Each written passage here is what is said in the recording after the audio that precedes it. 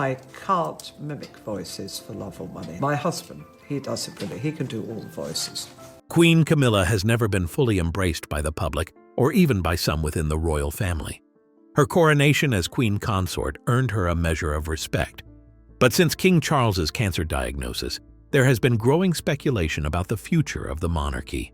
Many are now wondering what role Queen Camilla would play and what her fate might be if King Charles were to pass away before her. Join us in this video as we take a look at what might happen to Queen Camilla. Here's what will happen to Queen Camilla if King Charles dies first. There's no doubt that the new monarchs of the United Kingdom are in the later years of their lives, which has led to growing public curiosity about what will happen when they pass away. In particular, if King Charles were to die before Queen Camilla, many wonder what her future role and royal title would be. King Charles III officially became King of the United Kingdom during a long-awaited coronation ceremony at Westminster Abbey on May 6th. The historic event was watched by 20 million people across Britain. In the lead-up to this significant day, many questioned whether Camilla would receive a new title once Charles was crowned king. That speculation was quickly settled during the ceremony itself. Camilla was crowned queen alongside King Charles. Queen Camilla was formally given the title of Queen Consort after Queen Elizabeth II passed away in September 2022. On the day of her Platinum Jubilee, Queen Elizabeth gave her public blessing for Camilla to hold that title. Queen Elizabeth stated that she wished Camilla, then the Duchess of Cornwall, to be known as Queen Consort when Prince Charles ascended the throne. According to 17 magazine, although the public often refers to her as Queen Camilla, her official title remains Queen Consort. This means she does not hold any of her husband's sovereign powers, nor does she share in his political or military authority. Now that King Charles is king, many royal watchers are turning their attention to the future, specifically, what happens if Charles dies before Camilla? In such a case, Camilla would take on a new title, Queen Dowager Camilla. The title Queen Dowager is traditionally given to the widow of a deceased king. However, Camilla would not be able to become the ruling monarch. Since she is not a blood relative of the royal family, she is not part of the royal line of succession and therefore cannot inherit the throne. To prepare for this eventuality, a plan known as Operation Menai Bridge was created shortly after Queen Elizabeth II's passing. While the exact details of the plan remain private, it's believed to follow the model of Operation London Bridge, which guided the events following Queen Elizabeth's death. As soon as King Charles's death is confirmed, funeral preparations will begin immediately. The news will be shared first with the government, then with Commonwealth leaders, and finally, with the public. A national mourning period would follow, culminating in a formal funeral ceremony at the King George VI Memorial Chapel in Windsor Castle. Upon King Charles's death, his eldest son, Prince William, will automatically become king. His wife, Kate Middleton, the current Princess of Wales, will then take on Camilla's current role and title, becoming Queen Consort Catherine. When Prince William eventually passes away, the throne will be passed on to his children in order of birth, first to Prince George of Wales, followed by Princess Charlotte of Wales, and then Prince Louis of Wales. If Prince William dies while his children are still too young to fulfill royal duties, Prince Harry would temporarily take over as regent, serving in the monarch's place until Prince George is old enough to rule. As stated by the UK Parliament, a regency applies if a monarch succeeds to the throne before the age of 18, or if a monarch becomes permanently incapacitated due to infirmity of mind or body. After Prince Louis, the line of succession continues with Prince William's younger brother, Prince Harry, Duke of Sussex, followed by Harry's children, Prince Archie and Princess Lilibet of Sussex. As many wonder about Queen Camilla's future when King Charles passes, let's take a closer look at what her next chapter might hold and the role she could play moving forward. The next chapter for Queen Camilla. Behind every royal ceremony, behind every wave from the palace balcony and each carefully worded public statement, there lies something far more serious. A plan. A detailed, tightly guarded guide. Not for a party or celebration, but for a death. For Queen Elizabeth II, that plan was known as Operation London Bridge. For her son, King Charles III, a different plan has been prepared. Operation Menai Bridge. This plan was quietly drawn up after the Queen passed. It's a step-by-step blueprint for how a nation will mourn, how the government will adjust, and how the royal family will perform grief before the eyes of the world. The plan will begin the moment Charles takes his final breath. But for Camilla, Operation Menai Bridge will mean much more than a public mourning schedule. It will mark the moment her entire place within the royal system changes. It begins in silence. Royal aides using secret code names will be the first to hear. Then the Prime Minister will receive a private phone call. The message will be short. Menai Bridge is down. Across the country, flags will drop to half-mast. Black armbands will be passed around. A carefully timed public calendar will be activated. And within hours, the world will know the king is dead. For Queen Camilla, the change will be swift and symbolic. She will no longer be called Her Majesty.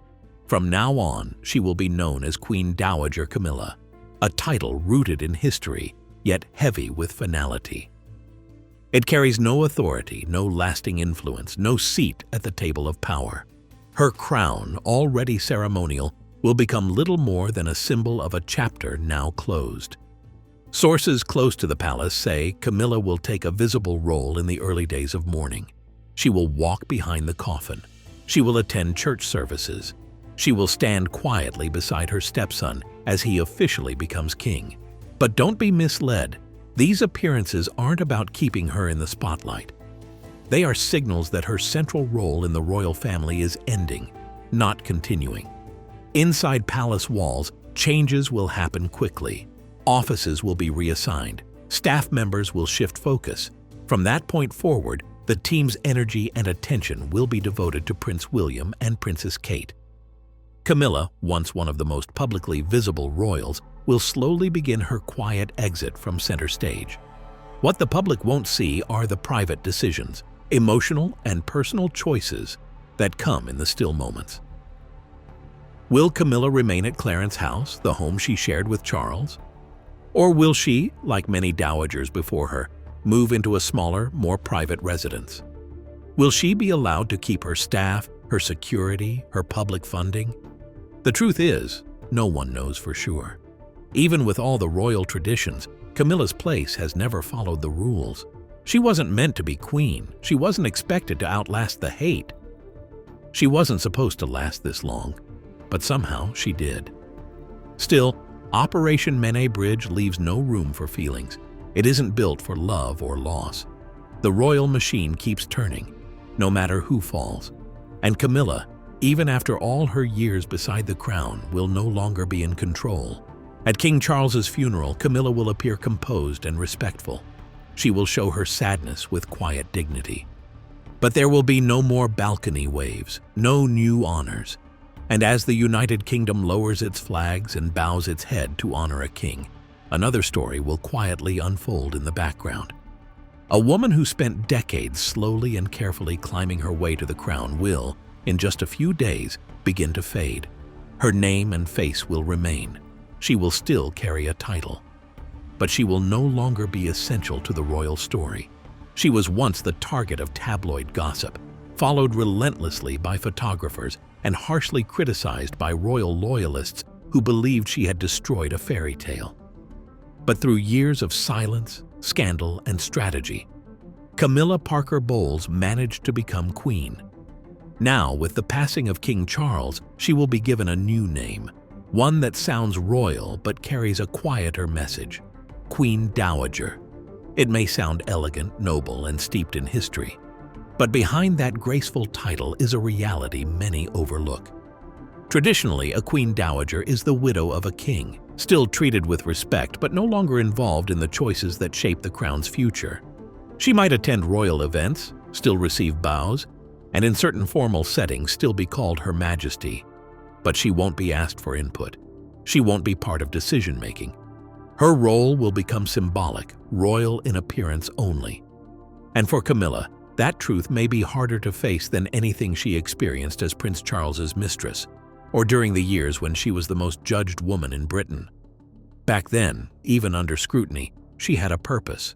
She had a role to play. Now, though she'll still wear designer gowns and heirloom jewels, she'll have no true place within the palace's future. Behind closed doors, palace insiders will quietly begin calling her the Dowager. There will be no more state visits, no more grand openings, no more moments walking proudly beside a monarch. She will take her place behind the next generation, behind the heirs, behind Princess Kate, behind the crown she once wore. As one former royal aide put it, she will become a living reminder of the past, a symbol of a chapter the royal family is eager to move beyond. It's not cruel. It's simply the way it is. And in the royal world, tradition rules all. What could be going on inside the palace that's causing people to ask questions and make speculations? Keep watching to find out. King Charles opens up about cancer, diagnosis, and support from the public. On January 17, 2024, Buckingham Palace announced that King Charles would undergo a corrective procedure to treat a benign enlarged prostate.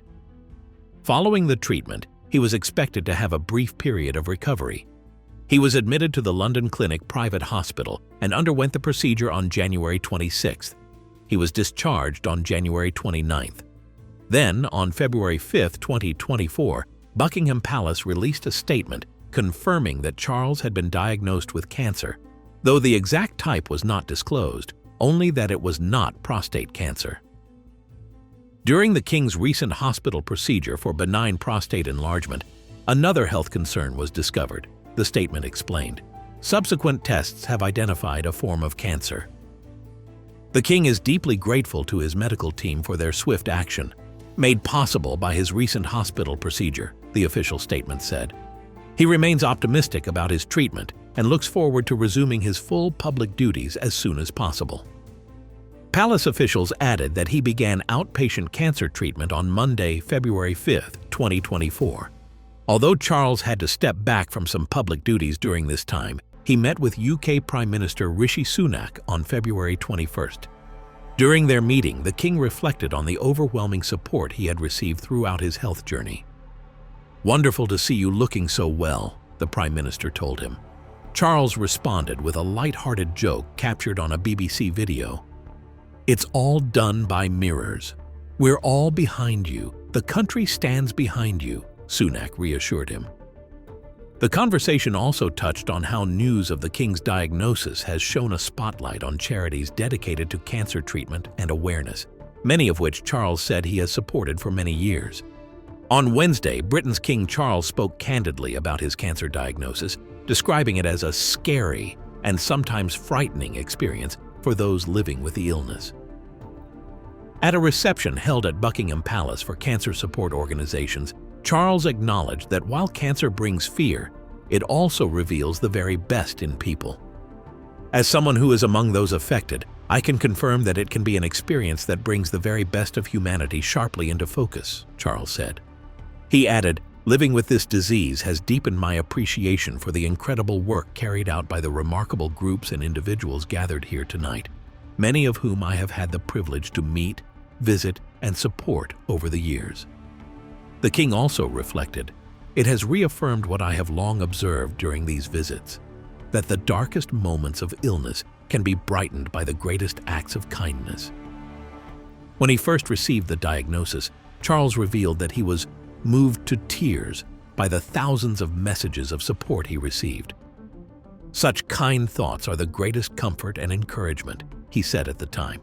If people are curious about this, the real question is, how did Queen Camilla rise to become Queen Consort despite facing a lot of public anger and dislike? Keep watching to find out. The Quiet Rise of Queen Camilla.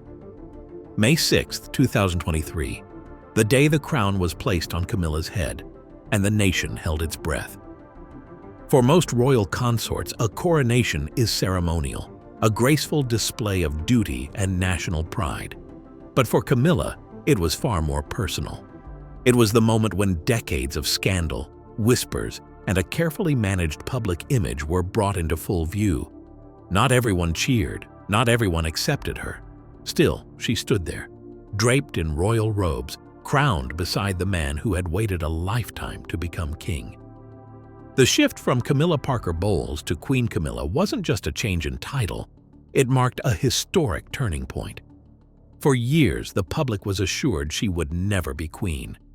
A lesser title, perhaps Princess Consort, was expected, offered as a gesture of respect to Princess Diana's legacy and the deep wounds her story left behind.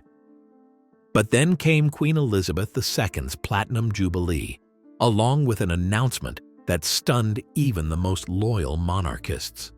The late queen offered her blessing. Camilla would become Queen Consort when Charles ascended the throne. With one statement, Queen Elizabeth reshaped tradition and altered the nation's expectations. It wasn't simply permission, it was a command. Yet even that powerful endorsement didn't simplify the situation. Technically, Camilla is queen. That much is true. She was crowned, formally seated, and addressed as Her Majesty. Still, her official title remains Queen Consort, a distinction that carries weight. Unlike Queen Elizabeth II, Camilla holds no sovereign authority. She cannot govern, pass laws, or act on behalf of the crown. Her role is ceremonial. Her place in the royal order is dictated by protocol. And despite the grandeur of gold embroidery, majestic choirs, and ancient rites, that truth remains unchanged. Camilla is present, but not central. It was visible even on Coronation Day. Charles's entrance was commanding, rich in symbolism. Camilla's was quieter, more restrained. Her crown, though regal, was not newly created. It was repurposed from Queen Mary. Her gown, elegant as it was, bore no symbols of sovereign power. Every element seemed to quietly remind the world. She mattered, yes, but she was not at the core of monarchy. Yet in the days that followed, something unexpected began to happen. Public opinion began to shift. Newspapers, once merciless in tone, softened. Royal correspondents noted her steady composure.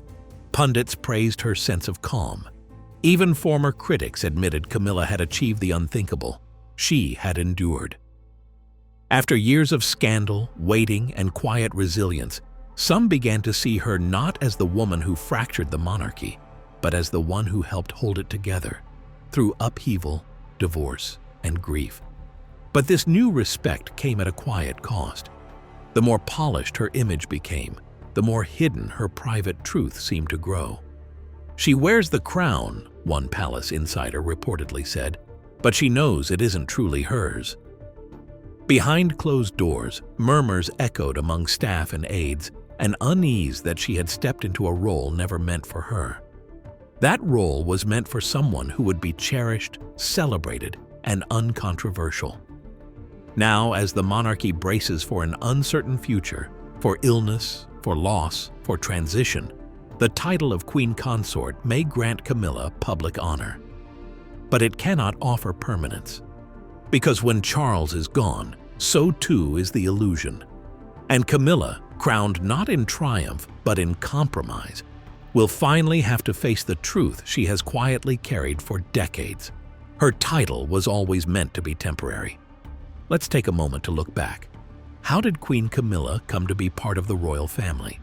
And could this be the reason why some people still feel resentment toward her role beside King Charles?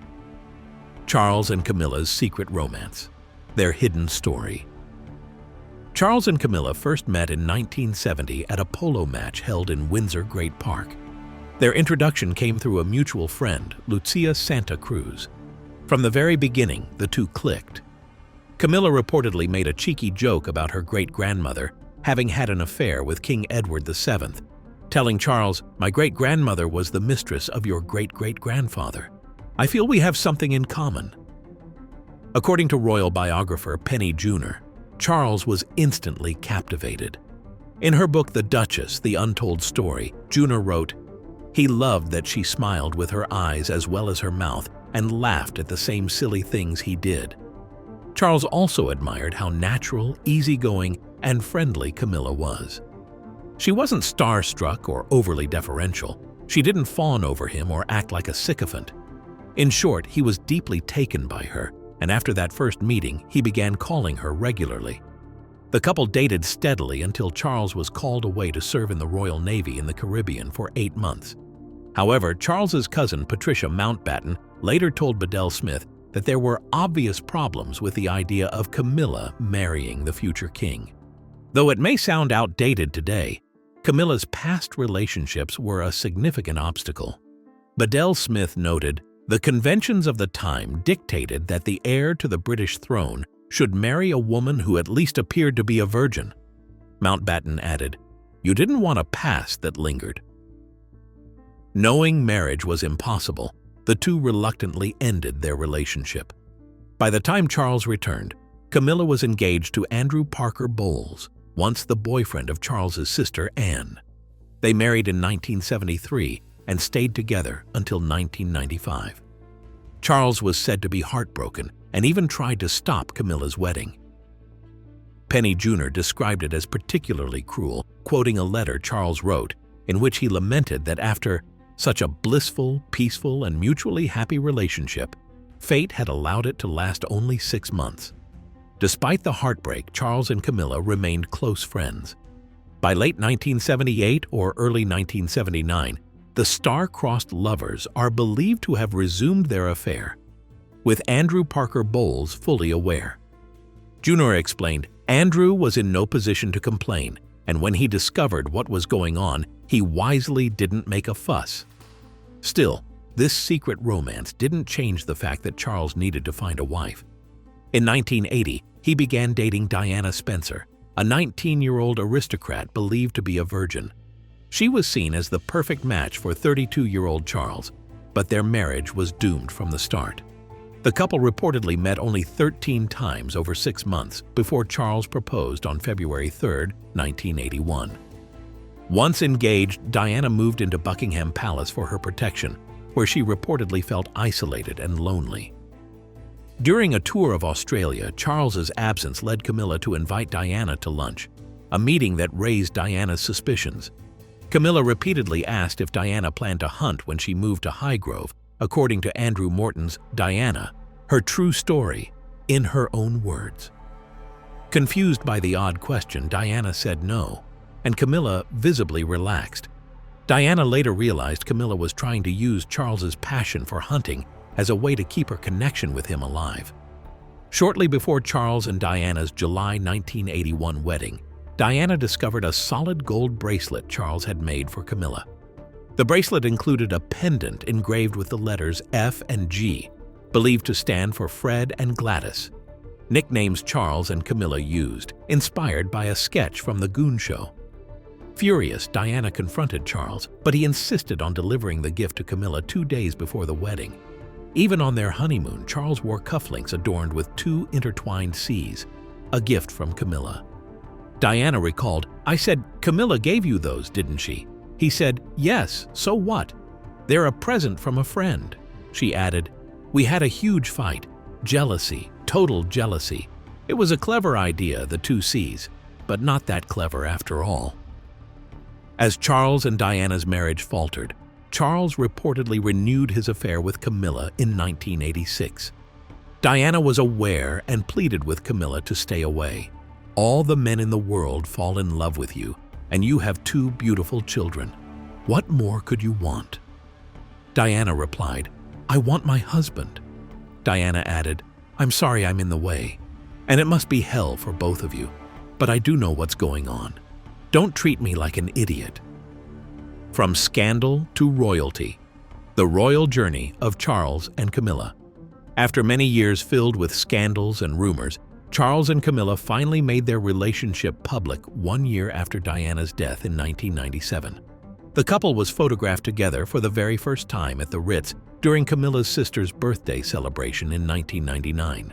Camilla, who is now the Queen Consort, moved into Charles's official London residence, Clarence House, in 2003. 2 years later, they formally announced their engagement and were married on April 9, 2005, an incredible 35 years after their initial meeting. At that moment, Charles released a statement describing the occasion as a very special day for us and our families. Princes William and Harry also issued a statement expressing, We are both very happy for our father and Camilla, and we wish them all the best in the future." The princes were well aware of the infidelity that marked their parents' marriage and had witnessed the painful process of their divorce. Royal expert Angela Levin revealed that the princes met Camilla for the first time shortly before organizing a surprise 50th birthday party for their father. In her book, Camilla, From Outcast to Queen Consort, Levin explained that William and Harry understood Charles would want Camilla to attend the party, but they believed it was right to meet her privately first, away from the public eye. William was the first to meet Camilla on June 12, 1998, in London. Levin wrote, "William arrived earlier than planned.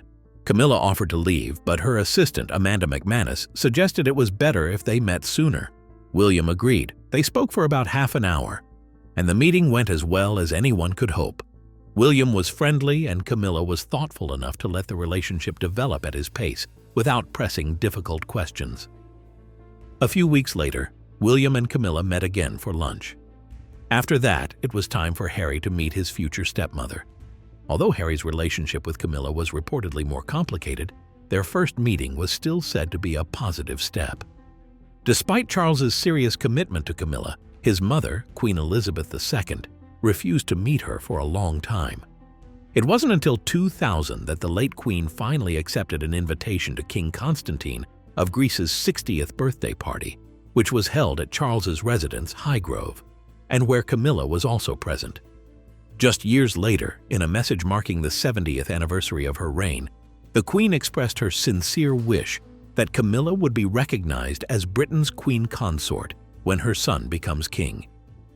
The late monarch wrote, "And when, in the fullness of time, my son Charles becomes king, I know you will give him and his wife Camilla the same support that you have given me, and it is my sincere wish that when that time comes, Camilla will be known as Queen Consort as she continues her own loyal service." Now that Camilla holds the title of Queen Consort, could her positive qualities help win over the public's acceptance and cause them to think more about her well-being after King Charles passes away? Stay tuned to find out. Camilla's growing role in royal charity and patronage. The Queen serves as the patron or president of more than 100 charities and organizations, playing a vital role in supporting many causes. Additionally, she holds the honorary title of Commodore-in-Chief of the Royal Navy Medical Service. In this capacity, she visited the training ship HMS Excellent in January 2012 to personally award medals to naval medical teams returning from service in Afghanistan. Beyond this, she is an honorary member of several other patronages, and in February 2012 was appointed a bencher of Gray's Inn, a prestigious legal institution. In February 2013, the Queen took on the ceremonial role of Chancellor at the University of Aberdeen, a position that involves conferring degrees to graduating students.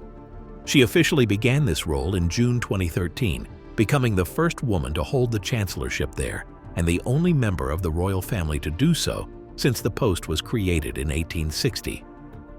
Camilla has been a visible presence at numerous events, such as when she warmly greeted a group of school children holding flags from the Commonwealth and various countries during the Commonwealth. Big lunch at Barncroft Primary School in 2018. What are your thoughts on the plans set for Queen Camilla after King Charles's passing? Could this mark the end of her role as Queen Consort? Let us know in the comments section below. Thank you for watching this video. We hope you found it interesting. Don't forget to like and subscribe. Click the next video shown on your screen to catch up on your favorite celebrity stories. See you there.